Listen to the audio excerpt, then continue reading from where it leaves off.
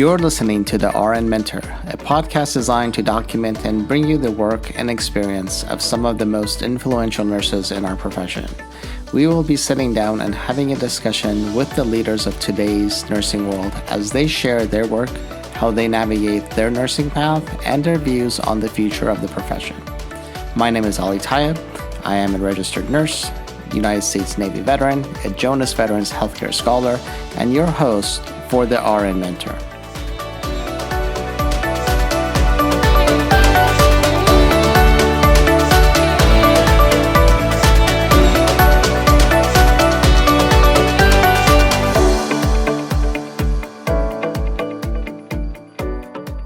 Hello and welcome to a brand new episode of the RN Mentor podcast. And I'm super excited today to be joined by Dr. Vincent Guilamo-Ramos. Dr. Guilamo-Ramos is a professor and executive director of the Institute for Policy Solutions at Johns Hopkins School of Nursing. Welcome, Dr. Guilamo-Ramos. Thank you so much for having me on today, Ali. It's always a pleasure to be with you and to be with your listeners. Awesome. So for our listeners and our viewers, if you haven't been following the podcast and you're brand new to it, just know I've had Dr. Guilamo-Ramos on the show before. So we have explored his career in depth as far as an hour would allow. But if I would highly encourage you to go back to our podcast and listen to that. It's very insightful and very important if you're interested in his career. But we are here for something a little bit different today. Dr. Guilamo-Ramos has been working with the National Academies of Medicine on a very meaningful report.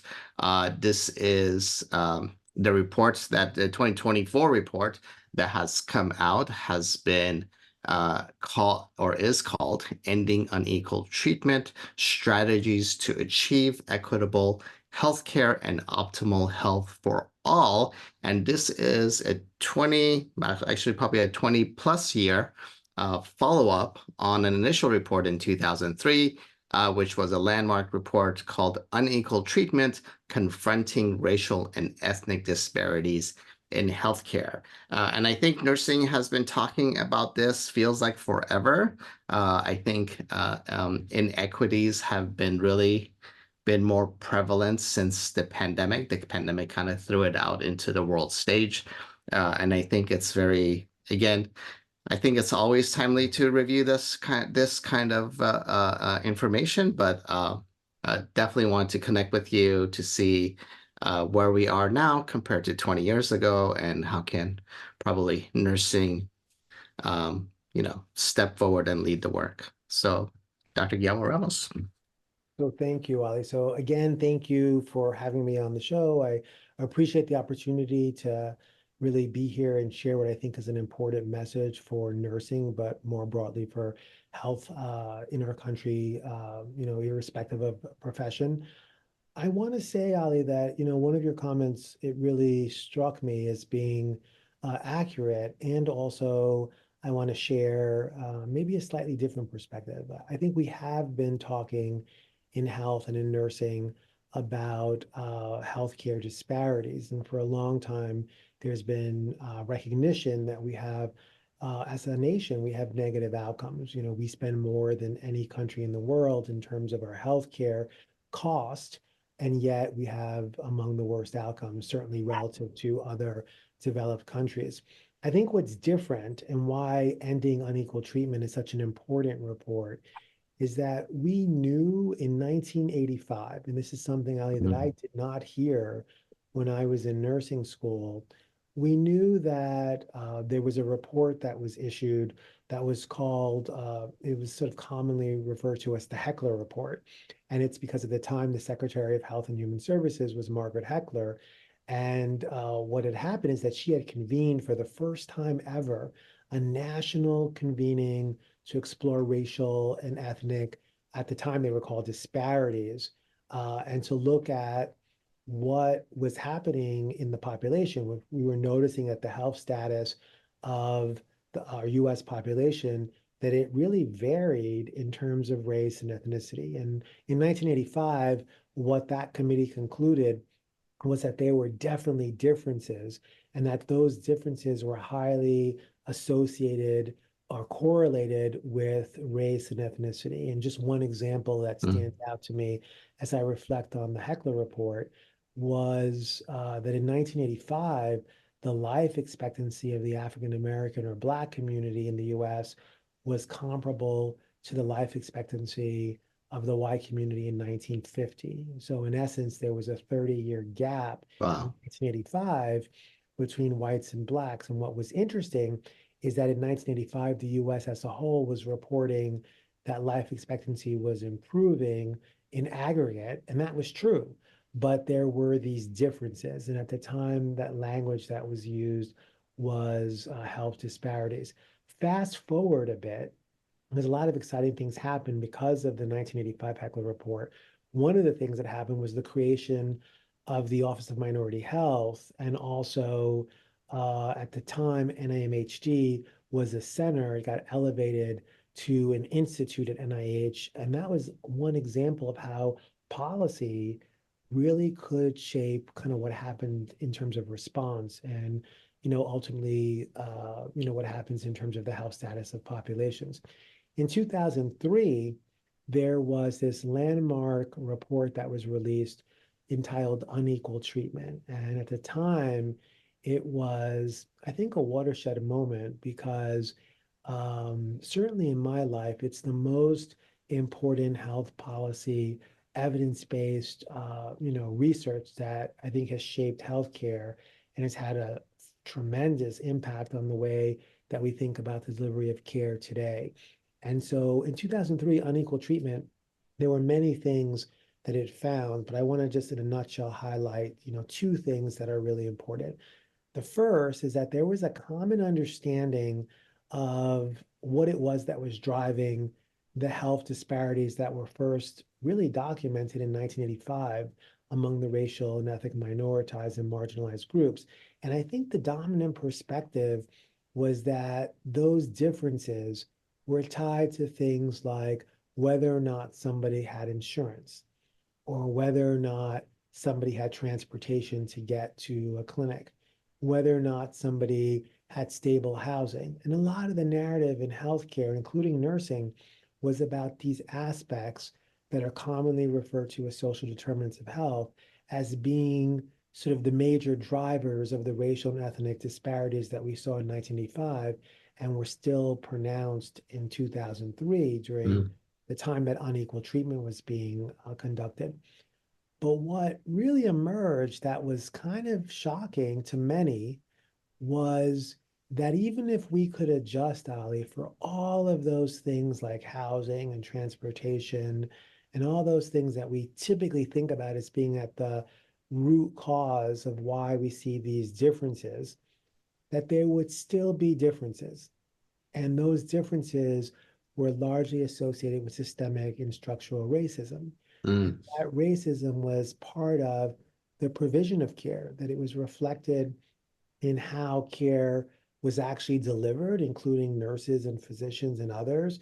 It was reflected in the organizations and sort of their policies and practices. And it was reflected in broader society in the way that healthcare was structured and the kinds of programs and policies that were intended to shape healthcare as a whole.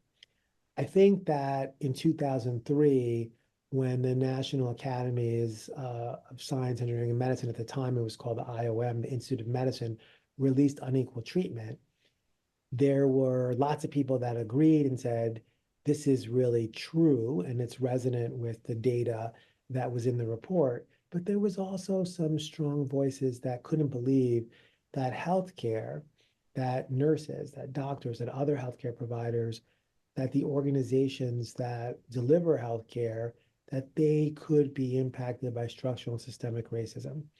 Let's fast forward to 2024, where I step in to the picture. In 2024, we released the update 20 years later from the 2003 report. And the questions that we were asked to answer were did things get better, Ollie? Did we see a change in what had been clearly observed racial and ethnic, at the time they were called health disparities in our population? And remember, this stemmed from 1985, but in 2003, there was some sense of what some of the drivers are. And had we as a nation made progress, if we made progress, well, what really accounted for that progress? If we didn't make progress, well, how come we didn't make progress? And I think what's really powerful about the 2024 Ending Unequal Treatment is that we were able to identify a number of conclusions about the current state of health in our nation. And I want to share some of those with you. But before I do that, I probably should pause and see if there's something that you want to ask me. And then I'm happy to talk about, well, what did we find?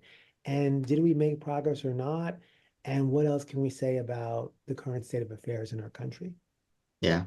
Yeah, I appreciate that. I thank you. You shared some of the report with me ahead of time, so I kind of I went to the last page and read the conclusion. But what were how was this report that you did now different than the initial one, or is it a duplication of the initial report? Like what kind of adjustments did you have to make to get the results that you did? Well, that's interesting. So one of the things that I would say is that it's not a duplication, but it is related to the original report because it looked at the 20 years that preceded 2003, Yeah. and that, excuse me, that preceded 2024, and what happened following 2003, and did we make progress? But it also looked at evidence regarding solutions. What are we doing that we should continue doing? What are we not doing that we should be doing? And I think one of the big things that the new report did was that it identified very clearly an accountability section where there are Mm, specific actors and actions and steps that we should take if, as a nation, we are committed to ending unequal treatment and elimination of health and healthcare inequities. Let yeah. me let me share a little bit, Ali, if I can, some of the things that are sort of top line conclusions or findings, because I think it'll be of interest to the audience. I Mm, think one of the things that is pretty clear, this was surprising to me, and I felt, to be honest, disappointed by this, that in the past 2 decades, we've actually made limited progress as a nation in the elimination of health and healthcare inequities. And so that, Ali, was like, wow, because we have known about this. When you asked me a second ago about, well, what's new? I would have hoped that what would have been new is that we would have clearly seen profound changes in the inequities and that we would have made much more progress. And to come back 20 years later and to see that in the past 2 decades, there's been limited progress and that we still have these racial and ethnic health and healthcare inequities, that is something that was very disappointing. And that's not to say that there hasn't been great work and that some of that work, a lot of that work actually, hasn't been tied to potential solutions. The question has been whether or not those solutions have been scaled up and has there been uptake in a way that we could have seen the outcomes in regards to elimination of the health and healthcare inequities. yeah. Uh, that when I first read that report, that was it wasn't like it wasn't a shocker, which I'm disappointed it wasn't a shocker that we still know that exists. The American Nurse Association has done a whole series on racism in nursing, or racism in healthcare, period. This report, some of the things that we've seen over the past few years that have pointed the finger at healthcare systems and how we continue to have the inequities exist, especially in minoritized populations. So my question, I guess, for you would be, um, how much of this is sort of like political or policy driven, right? Within health systems, and how much of it is like bigger picture health policy driven, like from a federal or national level, and how much of it is systemic within individual organizations. Because as somebody who works in an organization, I can say, what can I do? I can do A, B, and C, but what else can nursing as a whole? We have 4 million plus nurses in the nation. What can we do as a whole to push the needle a little bit more towards equity as opposed to inequity? Because in my head, I'm looking and we're thinking, we've heard about social determinants of health, we've heard about all these things that impact overall health, and we still continue to see it. Neighborhoods that are under resourced, don't have access, and we mentioned access, but uh, per the report, the access piece may not necessarily be like the thing that moves the needle as much as we need it to, right? So all those things contribute, but the biggest thing seems to be those systemic biases and racism that exist within the healthcare system, right? Sure. So, What a great question. And I guess I'll answer it in a little bit of a nuanced way. And so I think that there's sort of an important concept that is in the Ending Unequal Treatment report, which is new. There is this clear delineation of what we mean by the healthcare system. And the healthcare system is any place where there's the provision of healthcare, the delivery of healthcare, whether it be a clinic or a hospital or a home or telehealth or a school or some other setting, but it's hmm, really where care is provided. That healthcare system has five components that are really critical in terms of thinking about healthcare transformation. And while structural and systemic racism is essential, I think that it would be untrue if I didn't say that in Ending Unequal Treatment, as opposed to the 2003 report, which was very much the take-home message with structural and systemic racism, we've broadened the message to still include structural and systemic racism, but we're also looking at the delivery model. We're looking about what is actually happening and how we provide care. We're looking at issues regarding the community and how are we engaging the communities that we serve. We're looking at payment mechanisms and how are those payment mechanisms supportive of hmm, health outcomes versus an over-reliance on payment for procedure. We're also looking about what data and research and evidence do we need to best support the kind of transformation that we're seeking. I think these are important elements of the healthcare system, while also recognizing exactly what you said, which is that the healthcare system, it exists in a broader health system.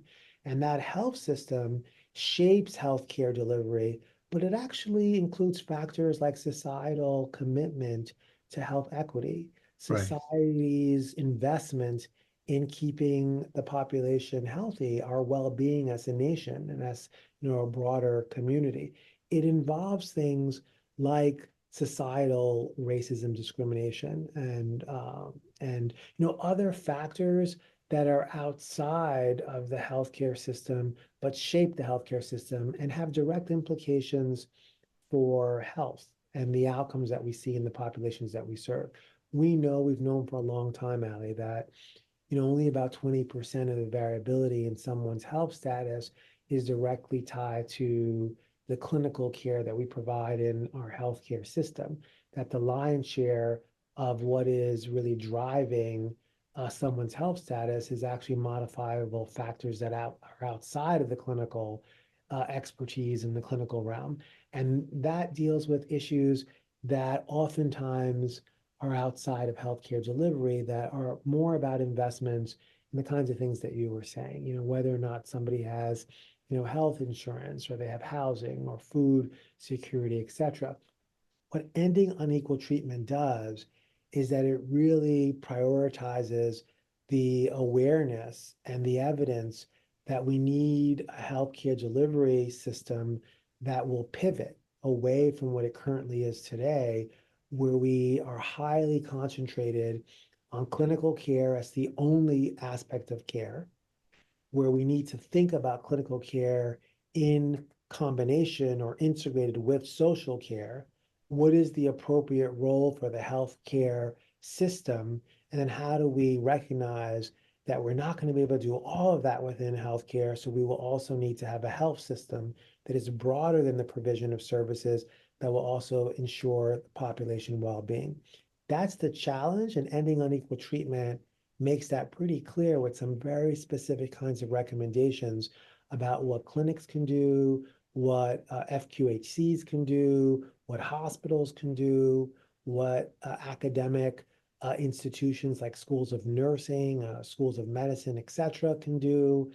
Uh, it really starts to make apparent the urgency of a reprioritization of the way that we conceptualize the care that we're delivering. Yeah. Um, you mentioned something, it triggered something in my brain. So as we look at what would be the incentive, because healthcare is profitable, not necessarily on an individual level working in a health system, but healthcare is profitable with organizations putting, posting billions of dollars in profits for the current system and the way it works, right? What would be the incentive, right, for a system that is so uh, like woven into how money is generated and how they are reimbursed and how they are incentivized, right? What would be their incentive to say, we're going to move away from what I'll call like the hospital model. We see like hospitals pop up left and right, brand new buildings, people's names on it who've donated millions and millions of dollars to put their names on buildings that are the hospital form. Like in nursing, we have talked for I don't know, ever since I've been in nursing, which is almost a couple of decades now. Um, that we need to go back into the community. We need to do preventative care. We need to do this, that, and the other thing. But our texts still are teaching, and what we're teaching in the schools of nursing are very much the acute care in hospital experience. Public health for like in the state of California, at least, doesn't even touch anything unless you're in a bachelor's program. So if you're in an associate's degree program, you don't get that public health component. You don't get some of those things. So what would that new model look like? Like the healthcare system would be like, or the delivery system would be like, yes, sign us up. This is what we're going to So what a great question, Ali. do. This is my life's work, and it's really, something that's really tough. So let me take it apart a little bit. I think the first question that I heard was about the incentives, Yeah. and I think what I would say, and this is common knowledge, our current system in the U.S. is broken, and I think the incentive for thinking about a new way of doing this is that it's not sustainable. I mean, we spend more than any country in the world on healthcare, and yet our outcomes are among the worst, particularly as it pertains to developed countries, but increasingly as it pertains to even developing countries. There are places in the world that spend far less than us and have much better outcomes. Why does that matter? That matters on an individual level to people that are listening, because in our own pockets, we see that more and more of our income is being spent on healthcare, and we're making tough decisions about whether or not we can buy a particular thing in the grocery store, or make an investment in making a car repair, or buying a new piece of furniture, or sending our children to certain schools, because we're making tough choices about healthcare needs, and our income is not covering the increasing inflated cost of healthcare. On a national level, what we're seeing is that more of the sort of gross domestic product is being spent on healthcare, and that more and more of our investments as a nation are being connected to needing to cover, gaps in our ability to sort of operationalize and to operate healthcare in our nation. It's not sustainable, and from a financial point of view, it's going to eventually collapse, and we see that, in hospitals that have been unable to operate. We see that in the kinds of specialty care that has been emerging versus the minuscule investments that we make in primary care, which is the only kind of healthcare that has the potential for population health benefits. We also know that if you think about these outcomes, and this is something like that I spent a lot of time looking at, there's multi-morbidity in the United States that is overwhelming. And so we think about chronic disease and the numbers of adult Americans that have one or more chronic conditions, we're already at a place where we see, the majority, about half of adults right now in the US have one or more chronic conditions. And as I project out towards the future and look at those data, the projections are horrific. It looks like more and more of us will have a chronic condition. And some of that is tied to aging. And people that don't agree with me might say, well, that's aging, Vincent. But we see the chronic conditions even in earlier, Right. younger populations. It's not just aging, it's a reflection of a health system, a health care system that is prioritizing procedures and fees for procedures as opposed to being reimbursed for health outcomes and ensuring that the nation is avoiding those trajectories and that we're disrupting what right now is a crash course for our Yeah. future. I think that if you step away from healthcare and if you imagine, Ali, a nation that relies on a workforce across health and every other sector that is healthy, that contributes, that is able to provide economic stability, that is less reliant on public and health entitlements because they're not ill, because they're healthy, then they can make the optimal contribution to what is the United States and the greatest economic sort of impact for our nation. But if we have a nation of people who are increasingly sick, increasingly not in the workforce, increasingly more reliant on public entitlements because of health or social needs, boy, is that something that we should be concerned about in terms of a new approach. And one of the final thing I'll say about this in terms of the impetus for why we should think about a new direction is because if you look at some of the data that's come out of important reports like from Deloitte and Dr. Jay Bott's team or Dr. Daryl Gaskins and Dr. Thomas Levice, who have modeled the economic costs of inequity. So this is bad care that results in a negative outcome that is totally preventable and we could avoid if we did something different. It's in the billions. And the reality is that we can do better as a nation in making investments in new ways. And what I love about Deloitte, which is an accounting firm, and some of their work, is that they make a strong argument for the business model in promoting health and well-being. Mm. That, to be honest, in the short run, it may appear like it's gonna, draw on a lot of investment to invest in people avoiding illness. But in the long run, it's gonna save us a ton of money because we'll have a healthier population. Are there any systems right now in the US that function under that model? Like, are there exemplars that have said, you know what, we're going to spend more on, and in my brain, a couple of things pop in, but are there systems, healthcare systems in the US that do that right now? Well, that's a great question. I think that there are a couple of places where we've tried to do that. I would say some good examples that stand out for me, in my own practice area of HIV/AIDS, the Ryan White, care program. What an amazing federal program that has really created what I see as being probably one of the best examples of integrated, comprehensive social and clinical care. So if you are a recipient of Ryan White funds, that clinic is actually able to provide not only traditional clinical services, but Mm, all kinds of wraparound services.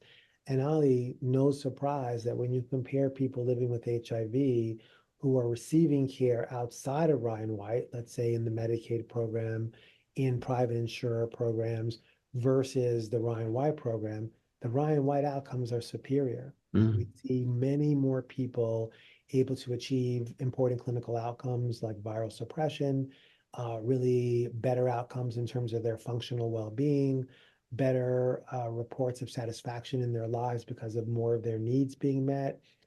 It's clear that a comprehensive approach that integrates clinical and social care is going to have a tremendous impact for our nation. Another great example is some of the great work that's been happening with the Medicaid 1115 waivers. These waivers are demonstration projects that take Medicaid dollars and they allow health care systems to actually use Medicaid to try to address some of the social needs of people that they're taking care of and they're being evaluated. And so prior to living in Washington, D.C., I lived in North Carolina. And North Carolina was the first state to use this particular waiver for a clinical and social needs program. And at the time, he's still there, the Secretary of Health and Human Services, Cody Kingsley, had this brilliant vision along with his team and obviously underneath the governor of North Carolina to apply for these Medicaid dollars to expand their care to rural areas and to meet some of those social and clinical needs. Well, I was happy to see that North Carolina issued a press release of some of the preliminary outcomes of their Medicaid 1115 waivers. And what's really great, a couple of things stand out. And these are just preliminary outcomes from what I could read from the press release. First and foremost, there was a tremendous cost savings because in meeting more of those clinical and social needs, it was less expensive in terms of what you and I know, Ali, as nurses, when complex chronic conditions show up in the ER or on the inpatient side because they haven't been well managed in the ambulatory care setting. And so by having more of those needs met in the communities where people are, it's a way for them to have more whole person centered care where they can better manage their health. Mm. I think one important indicator from the 1115 waiver in North Carolina was cost reduction. Another indicator, and this was really interesting, is that the healthcare systems partner with nonprofit organizations and they form these really interesting partnerships where they could refer patients to have social needs met, and those social needs could be reimbursed through Medicaid. Well, Wow. what that did for those nonprofit organizations, imagine organizations that have lived with really challenges around having a funding source, having to apply for grants, or having to think about other ways of sustaining their operations. They were now able to deliver social care in collaboration with a health institution and get reimbursed through Medicaid. That infrastructure in the community, those organizations that are often staffed and overseen by diverse individuals that can hire staff members like community health workers, addictions professionals, social workers, community-based nurses. They now had a way of sustaining those services and complementing what we do in the formal healthcare sector. That's pretty big. That's like a big Yeah. improvement in our infrastructure. And those 1115 waivers are not only true of North Carolina. There are many states that are currently embarking on demonstration projects where they are combining clinical and social care to evaluate the outcomes.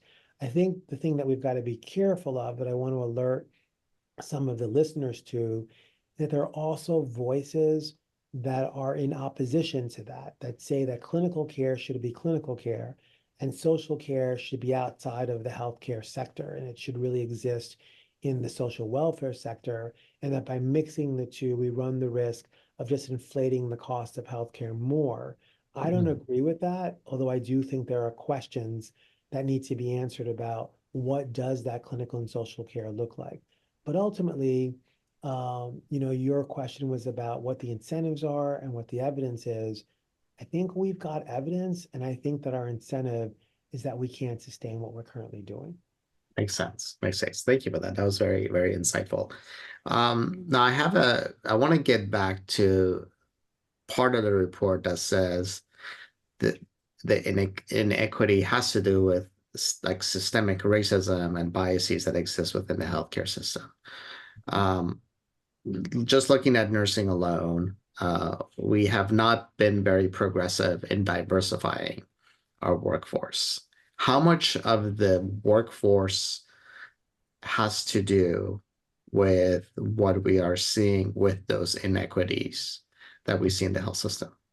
What a great question. I know this is near and dear to you in your professional life because you've done so much around developing the nursing workforce. And so I want to share with you, Ali, and the listeners that a lot of that work is essential to the elimination of health and healthcare inequities. There are a couple of things that emerge from our review of our current workforce, and I'm going to classify them in a couple of areas, and hopefully this will be something that you will find interesting. The first is that we omit many actors in our workforce. And so there are important individuals, there are important professional groups, there are important actors that we should formally consider. And where there's evidence for their involvement that we kind of disregard. We've been too traditional in how we think about our healthcare workforce. And so some examples of that would be sort of, for example, community health workers or social workers or addiction specialists or other kinds of actors that we don't typically see as being part of our healthcare workforce that we need because of the complexity of needs that our population has. So that's kind of one point, that we have to broaden our definition of who we consider part of the healthcare workforce.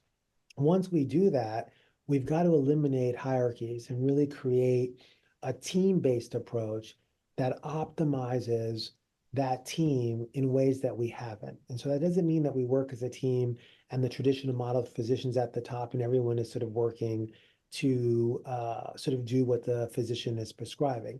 No disrespect to our physician colleagues, but we need every single member of that healthcare team working at the highest level of their competencies, their training.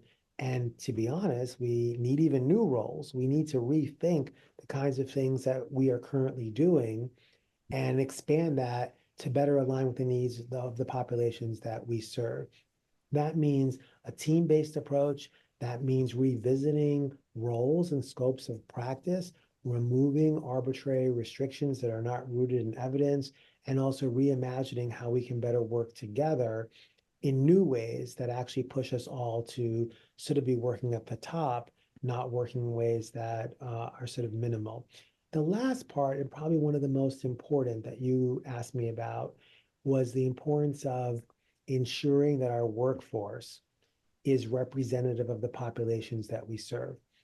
There is very strong evidence that when we see congruency in the healthcare provider and the patient, we see better outcomes. And so the best data comes from African American physicians and African American patients, where we see more screening, we see more prevention, we see better treatment, we see better outcomes.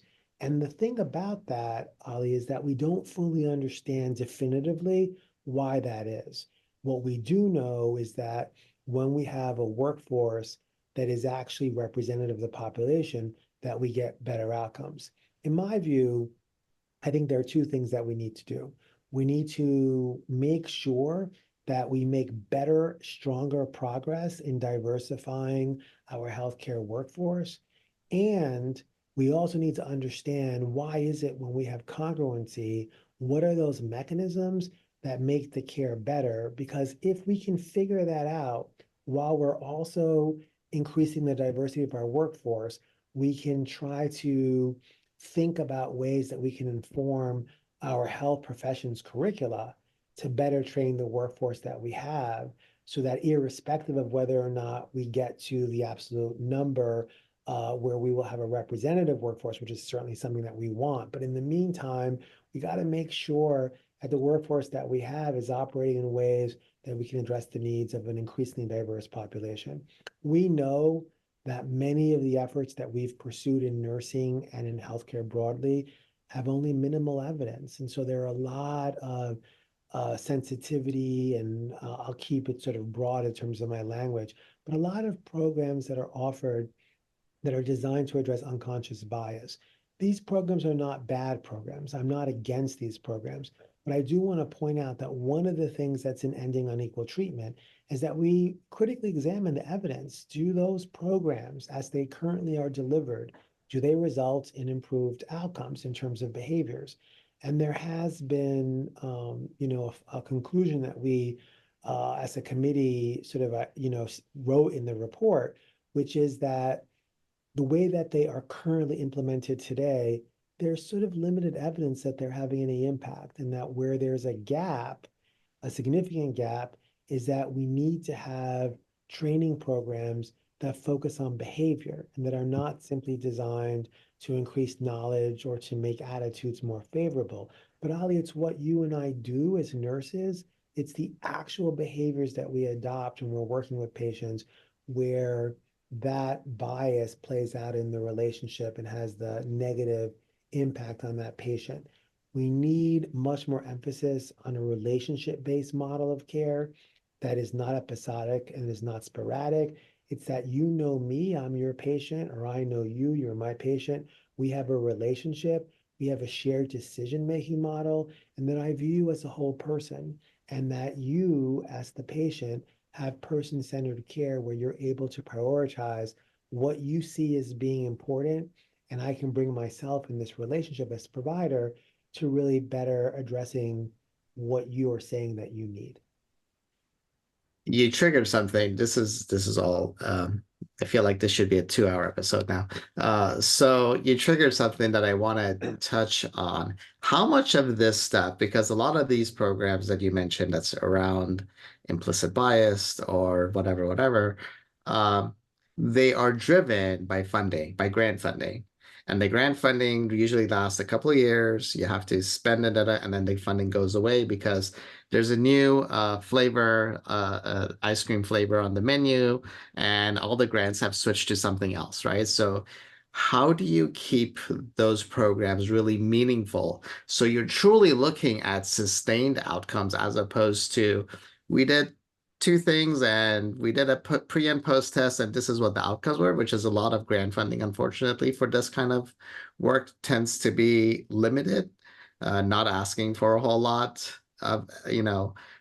they're looking just for like primarily implementation. Nobody's looking at sustained outcomes as part of the funding. I would say, how much are these grants guilty of doing something like this? Because again, most organizations are not going to be spending millions of dollars to come up with these. So Yeah, so you ask great questions, and obviously, because of your seasoned experience, front lines and in other settings, you kind of know what the issues are.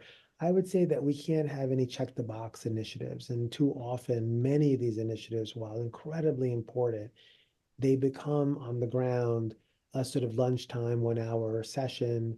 They have yep. limited institutional support. They may also not have sustainable funding.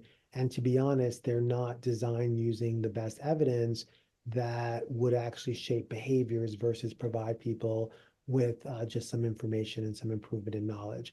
I would say that in order for us to move forward in the elimination of health and healthcare inequities, we've got to start at the very top, and we've got to think about our policies being designed in ways that if we value the importance of having a representative workforce, and if we think there are specific behaviors that that workforce needs to learn and adopt, then we need to have policies that ensure that. When we have, for example, a Supreme Court decision that says that we cannot consider the role of race in admissions processes for institutions of higher education, that has the potential for detrimental impacts on health professions, including nursing.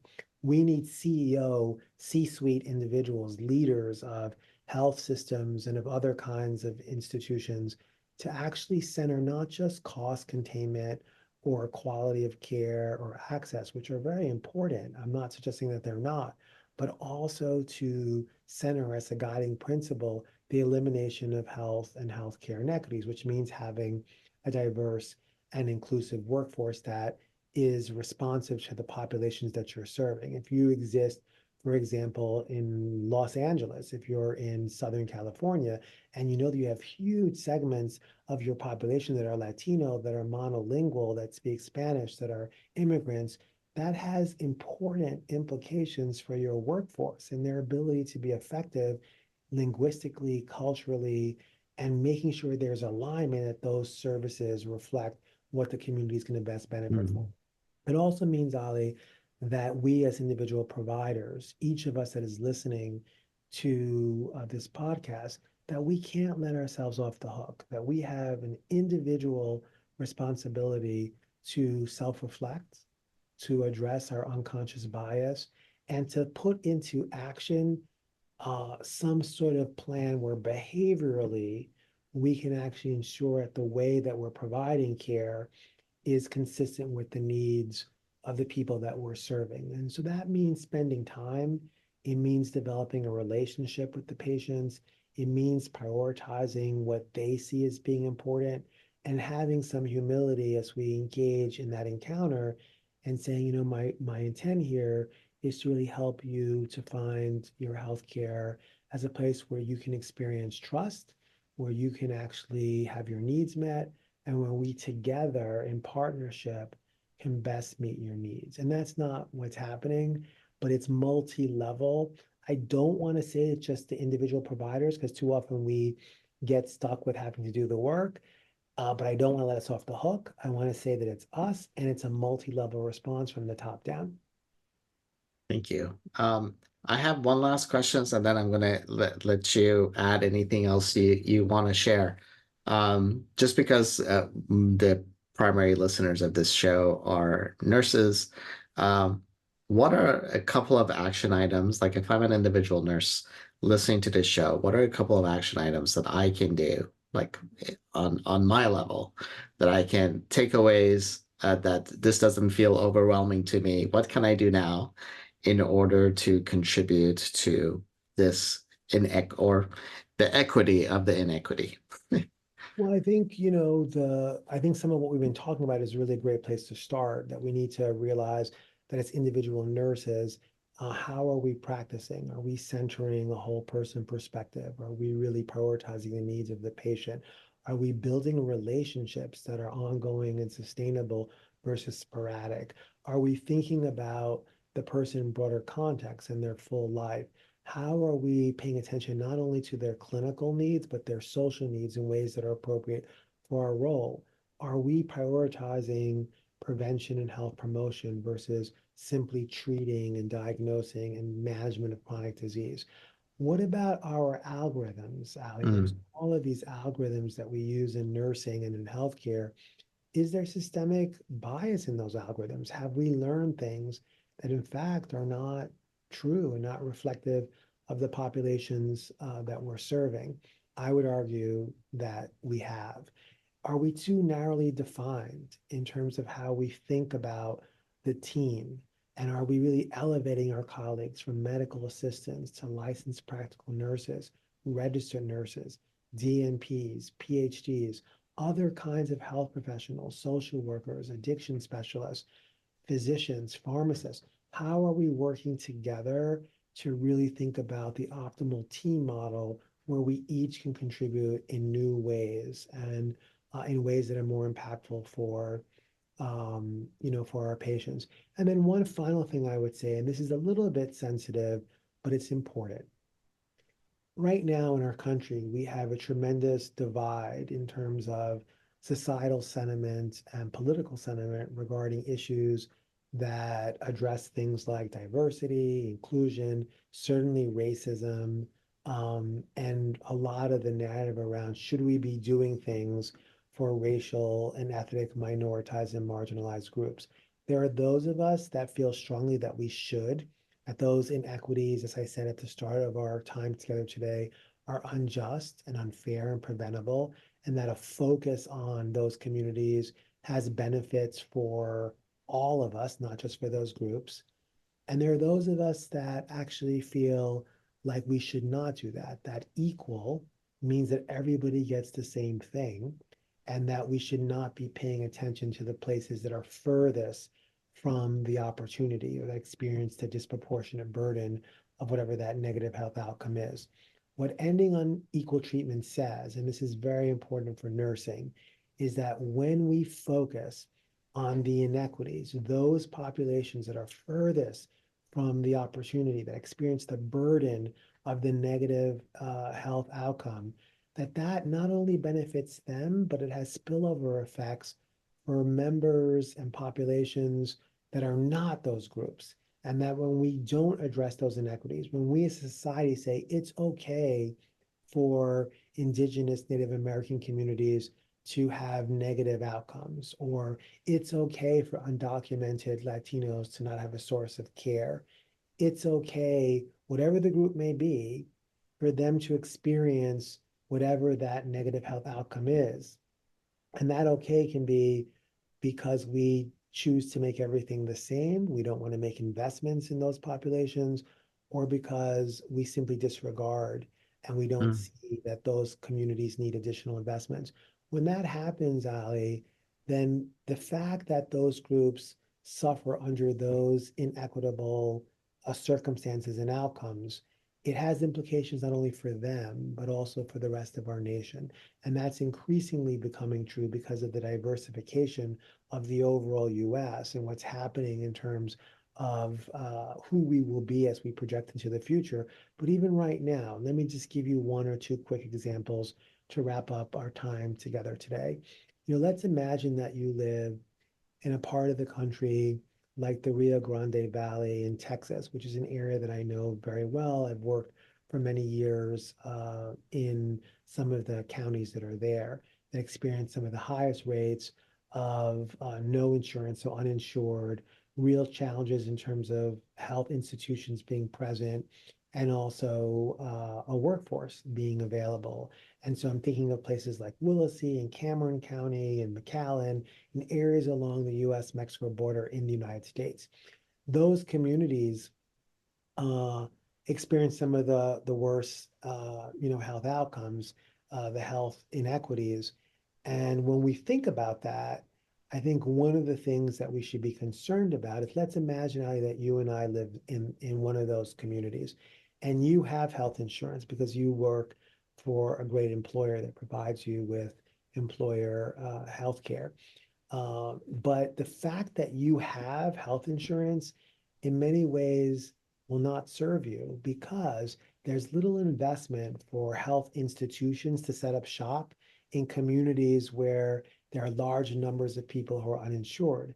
For the very reasons that you asked me about a little while ago, about, well, why would they set up a shop there if they don't foresee any business model of people that are going to be able to actually pay for services, or there's not going to be adequate coverage in terms of private payer that is going to allow for them to make the kinds of profits that historically have been tied to our healthcare system. So you having insurance and not even being in the demographic of the group that I'm referencing versus me, let's imagine I didn't have insurance, we're kind of the same in that context. yeah, And the fact that uh, there are so many people that don't have insurance, it negatively impacts you as well. There's so many examples in Ending Unequal Treatment. The ER, is another great example. If you have many people that have no primary source of care for routine care, then they show up in the ER. And if you or I, Ali, have to go because we have an acute condition when we should go to the ER, part of the challenge is that we're trying to triage people that shouldn't be there because they really need primary care from people that really need to be there. That's affecting both groups. That inequity, that lack of access to a routine source of primary care, it spills over yeah, to people who need to be in the ER. I could give many examples, but I want you to see and I want viewers to appreciate that our lack of attention to these inequities, or our attention to them, and really getting serious as a nation that we're going to eliminate these health inequities, it has consequences or hopefully benefits for us all. great. Thank you. Those were some great examples, and I appreciate it. I'm very conscious of the time. I want to give you any last comments before we sign off. I think the last thing I'll say, Ali, is that I just spoke on August the 27th at the National Institute of Nursing Research, Nursing Research. There was a webinar that was open to the public. It was free of charge. I talked about what kinds of evidence we need and what kinds of data we should be collecting and what kinds of research we should be doing. Would it be great if some of the listeners who are interested in nursing science and how nurses contribute to advancing health in our nation, specifically from our profession, because often we're not seen as really being influential in the nursing or in the research space. Nurses make important contributions to health through research.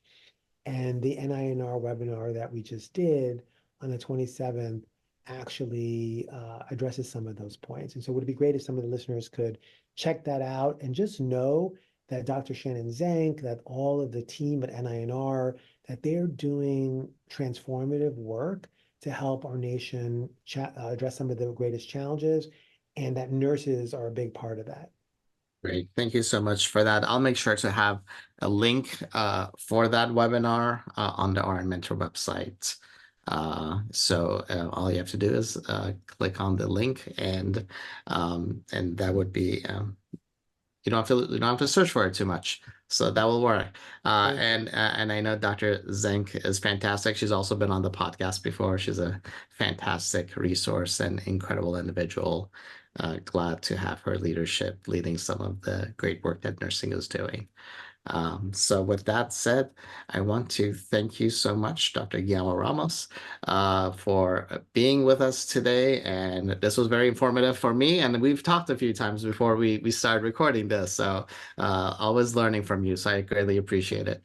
Yes. Well, just before we go, I just want to say thank you to you, because you have been really supporting a lot of this sort of cutting edge content through the podcast in ways that I don't see this content really reflected in a lot of the nursing spaces. And so this is huge. It's transformative. And I think we all have a very important debt of appreciation for you. Just thank you very much for all that you're doing. Yeah, thank you. I'm grateful for you. So we have been, again, listening to Dr. Vincent Guilamo-Ramos, and looking forward to bringing you more great content with some of our incredible nursing leaders. Thank you so much, and have a great one.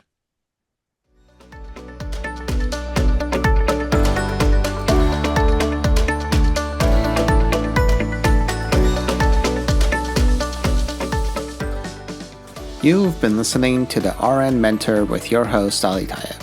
Please don't forget to visit www.alirtayeb.com. That's www.alirtayeb.com for podcast notes and resources, and don't forget to subscribe.